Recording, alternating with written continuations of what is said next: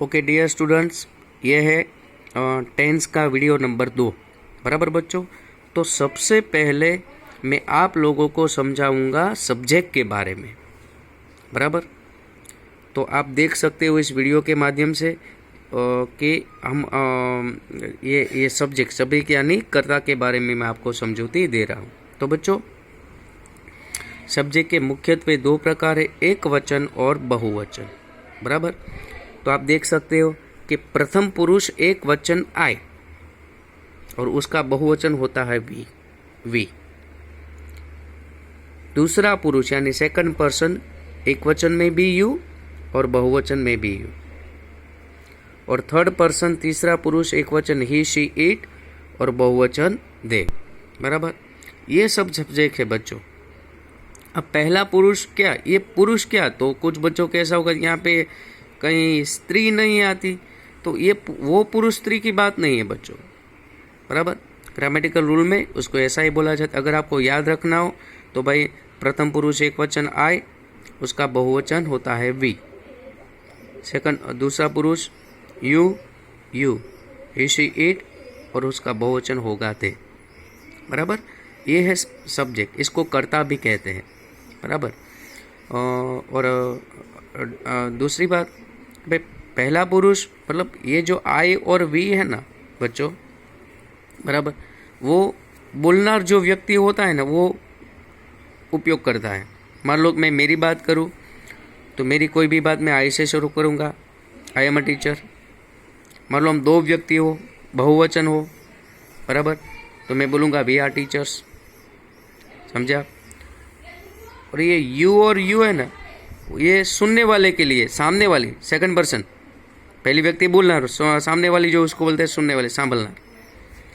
सामने वाली व्यक्ति एक वचन हो, आप मेरे सामने एक ही बच्चा बैठा है तो मैं बोलूँगा you are student, you are a student, sorry. अगर सामने बहुत सारे बच्चे होंगे तो भी मैं यही बोलूँगा यू आर स्टूडेंट्स।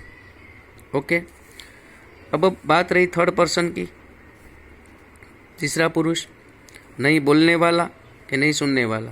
लेकिन अगर हम तीसरी व्यक्ति की बात करें, मान लो कि क्लास में मैं क्लास में पढ़ा रहा हूँ, अब बहुत सारे बच्चे बैठे हैं और क्लास के बाहर दूर कोई एक लड़का खड़ा है, तो इस लड़के के लिए हम उपयोग करेंगे ही। एक लड़की खड़ी तो उसके लिए हम उपयोग करेंगे शी। और सामने कोई निर्जीव वस्तु या प्राणी एक वचन है तो उसके लिए हम उपयोग करेंगे इट। मान लो कि ये तीनों बहुवचन में है, बराबर, दो लड़के हो, लड़का लड़की हो, बराबर, दो चीज निर्जीव या प्राणी हो, तो उसके लिए उपयोग होगा थे। बराबर, तो ये बात हुई सबसे पहले सब्जेक्ट यानी कर्ता की। बराबर, मैं शॉर्टली बताऊँ, बराबर, तो सब्जेक्ट है I we you he she it और दे, ऐसे भी आप याद रख सकते हो। ओके बच्चों, तो ये बात हुई सब्जेक्ट की। बराबर, और बीच में मैं एक बात बता दूं कि ये मेरे आज के वीडियोस पूरे होने के बाद मैं आप लोगों को इस वीडियोस के बाद आज आप लोगों को मैं एक रचना वाला पेज भेजूंगा। उसमें 9 टेंस की वाक्य रचना, एक्टिव और पैसिव। तो बच्चों, एक्टिव यानी काल टेंस और उसका होता है पैसिव। बराबर, ये जो पैसिव वॉइस है ना उसके बारे में 10वीं वाले, बराबर, 11वीं वाले और 12वीं वालों को तो मालूम है, लेकिन जो बच्चों 8वीं में से 9वीं में आए हैं ना उसको पैसिव वॉइस के बारे में मालूम नहीं है। बराबर, तो उसको अभी क्या करना है, आप सभी बच्चों को वो 9 टेंस की वाक्य रचना जो है ना वो भी सबसे पहले लिख लेनी है। हाँ, लिख लेनी है। बराबर, और उसके बाद आपको ये टेंस की सब थियरी है वो लिखनी चालू करनी है। बराबर, और सिर्फ लिखनी नहीं है, ये वाक्य रचना एक्टिव और पैसिव की याद भी करनी है।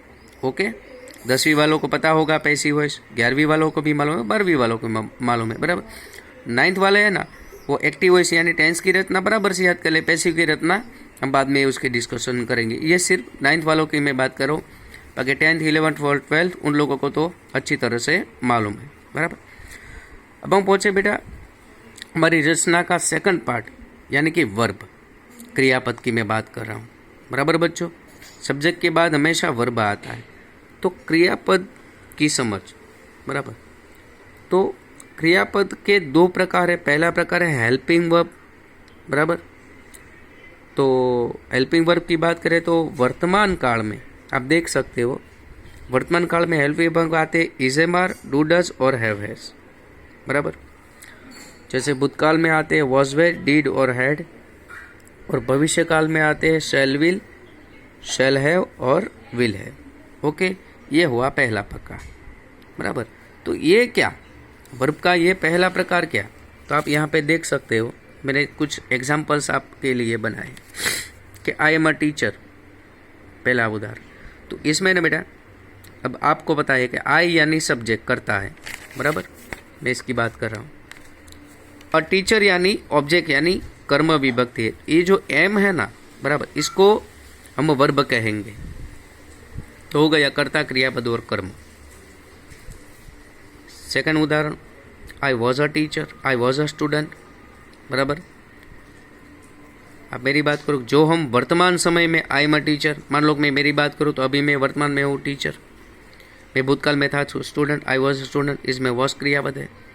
और तीसरा example, I will be the principal, मान लो मैं जो भविष्य में नसीब में होगा तो बनने वाला, फॉर एग्जाम्पल के लिए।